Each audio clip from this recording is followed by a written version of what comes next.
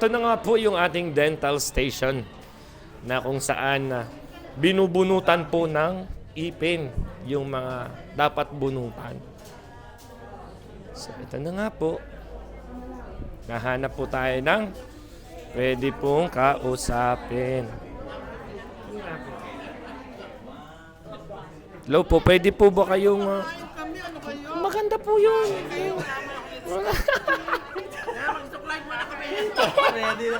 Maganda po yung mga on-site na mga pangyayari.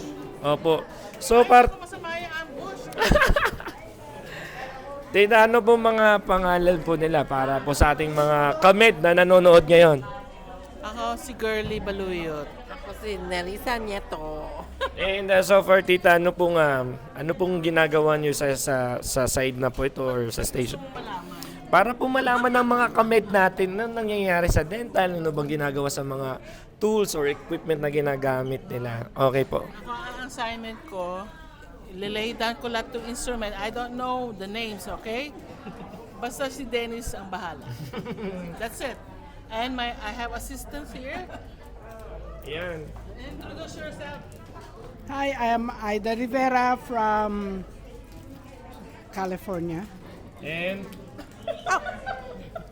I am Tita Virgie Villamayor from Texas. yan. Ano po, Tita, ang ginagawa niyo po dito sa side na to? Ayan. Ano Tagalog, English? Kahit ano po. Alam mo naman ang aking boss. Sabi niya, sister, maganda dito, maglinis ka. Nilagyan ng sabon, nilagyan ng, what do you call this, sister? Sanitizer, and then banlaw, and then ida-dry, and then that's it. Para mas malinis yung gagamitin nila pag ulit. But anyway, Tama, Tita, no? So, lilinisin. Siya na train. Pero parang mukhang alam ni Tita yung kanyang ginagawa, no? sa totoo lang, ang galing mag-train. Pati si Brother Dennis, first time ko ito. First time. Thank you, Lord.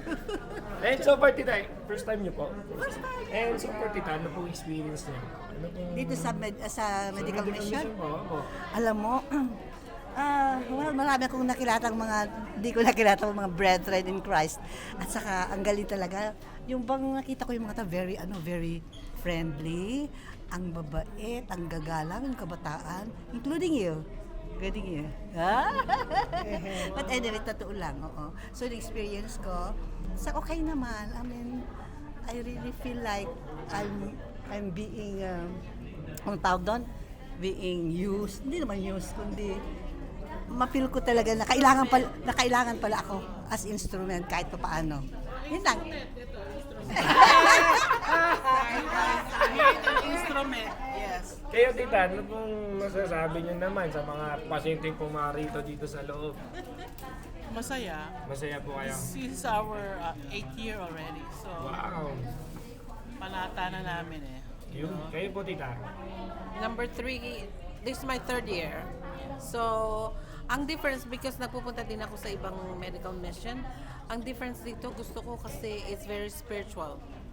We start off with the mass, and then talagang we have the talks, and then reminds us na we have to give and give and give. Doon sa mga ibang yung mga ibang medical missions, ibang atmosphere. We just do. But this one we do, and with spirituality, with love for others. Is that true medical mission, I think? Yun, no? Grabe naman. Hindi lang to sa physical, but also spiritual. So, thank you, Tita, for your service. Ilalabas po namin yan, Tita. Ilalabas po namin sa vlog. Okay. Ayan. Busy pa. Ayan, siya na.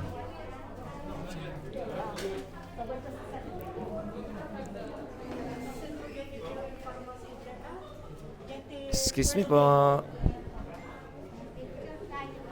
Yeah, can I interview about your experience here in the medical mission?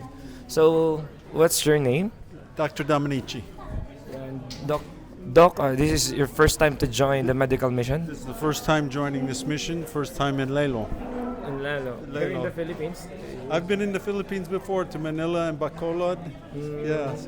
And so far for this medical mission, how's your experience? My experience, this has been wonderful. It's been rewarding. I love the people of Lalo. I think there's a need, an unmet need, and I'm happy to provide as much care as I can during the short time that I'm here. And is there a patient that is so difficult to, Well, we're lacking some of the things that we might have in other areas. We don't have x-rays. So there's some unknown.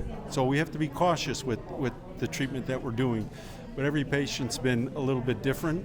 Some of them are a little bit more difficult. Others seem a little bit easy, but they're all the teeth are connected to a live patient that's a creature of God, has feelings, and that's the way I like to view it. one word you can say about your experience here? My experience here has been wonderful. I hope to come back again. Yeah. I hope to come back. I hope to have an invitation to come back. Maybe next year. Maybe next week. Next week, why not? Yes. It's been So, hopefully, Doc, we can see you again in our next medical mission. Hey, and there's more patients to come. great. Okay, back to work. Back to work, yeah. Thank you, Doc. Yan. Hello. He loves Filipino food. Oh. I love What's your Filipino. favorite Filipino food? I like all of it. Grace tells me which is the one that I like the best. I forget the names. Tuyo. Tuyo and? Maruya. Oh, I've had baluya. Yeah. I've had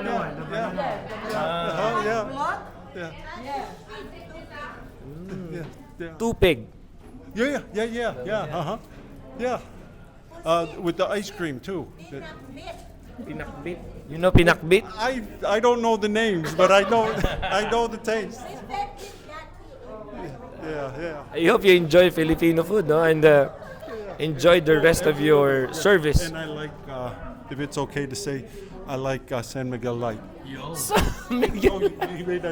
Yeah. But after work.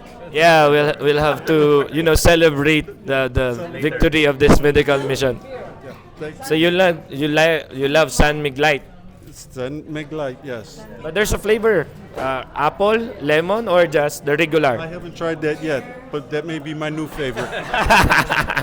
Maybe later. Maybe later, not now. Not now, but later. Yeah. Yeah. Maybe we'll So have one together. yes. Doc, yeah.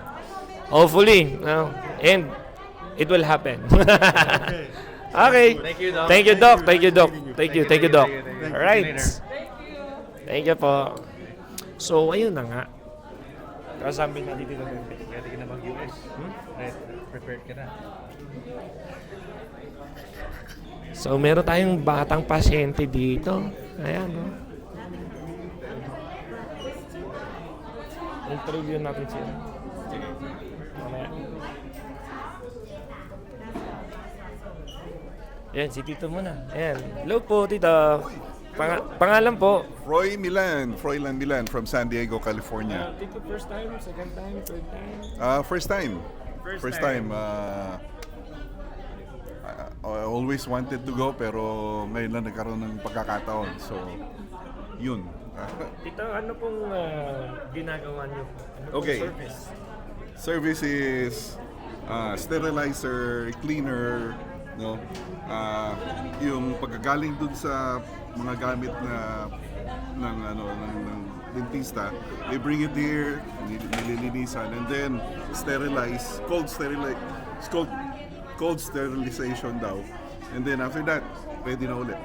Tapos mag-fill ng magre-ready ng syringe. That's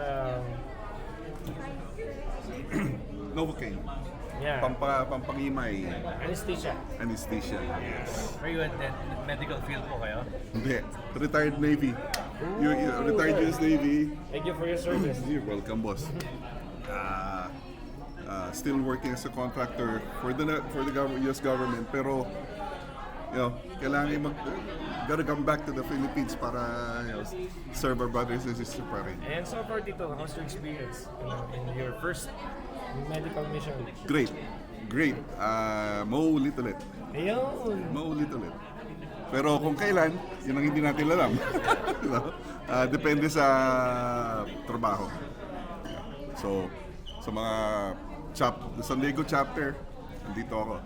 What can you say or you invite your brethren to kasama? Oh yeah, definitely. I strongly recommend my brothers and sisters in San Diego or wherever else to participate and experience.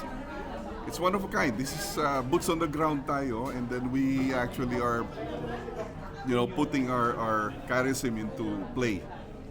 Evangelization while we are doing the work of the Lord. Praise God. Thank you po, Tito. Thank you for your service po sa ating medical mission. Oh, ang ganda na. Wala na siyang sakit sa ngipin. Ubusin natin kaya yung ngipin niya, no?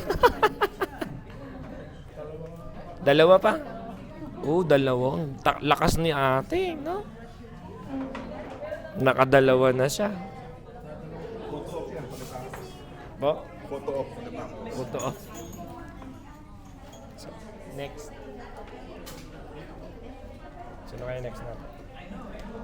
I think yun na. Yun na yun, no?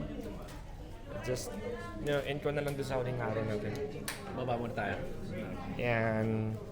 Ayan, para mag-end yung first day natin.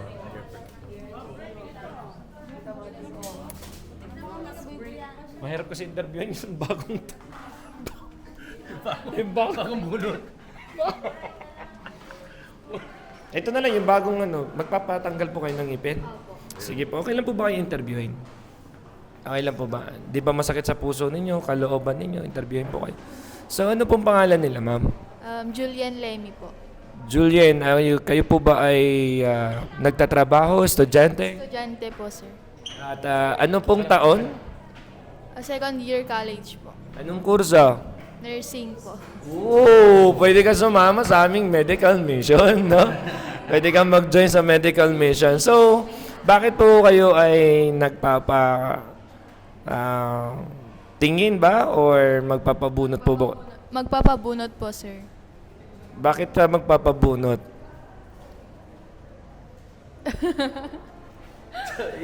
Tinanong mo po talaga. Bakit po kayo magpapabunot? Masakit po ba? Gusto nilang tanggalin? Ganon? Gusto lang po tanggalin kasi sira na po, sir. So, pag sira na, kailangan mo nang tanggalin. Yes, sir. So, masasaktan ka muna bago mo siya iwan, no? Opo. Ingipin, ha? Ingipin. Nasa ngipin pa tayo. So, excited ka ba? Takot ka ba? Anong nararamdaman mo ngayon so far? Excited naman po. Hindi naman po natatakot. First time niyo pong magpabunot or Hindi po. Hindi po, sir. Parang last month lang po yung last. so hindi na kayo takot sa injection? Hindi na po. Hindi kasi nurse kayo, no? Nagjo-duty na rin po kasi kami sa mga hospital, sirs. Kaya parang wala na pong mga takot sa mga injection. Buti nagkaroon ka ng time, no, para magpabunot. Pa-medical mission din po kasi si mama ko, sir. Naoperahan po siya ngayon. Opo. Ano San Matilde? Pangalan niya? Opo. Anong pangalan niya? Delia Lemmy po. Anong pinang-opera niya? Yung dito po niya sa likod po. Opo. Pero okay naman na po. Andyan na po siya sa baba ngayon, sir. Wow! Grabe, no? Mag-ina, yung niya, tatanggalan ng cyst. Tapos, sa ngipin naman, puro tanggal, no? So, hopefully, no, maging magaling na sila, maging maayos na kayo. And, anong gusto niyo pong sabihin naman para sa mga volunteers na nag-serve po dito sa medical mission? Nagpapasalamat po kami sa inyo po dahil po sa pagtulong niyo po ninyo sa amin, lalo na po sa aming mga nangangailangan po ng tulong po sa medical. Yun lang. Grabe naman. Maraming salamat din. Hopefully, matanggalan ka na rin. Thank you. So, ayun na nga mga kamed.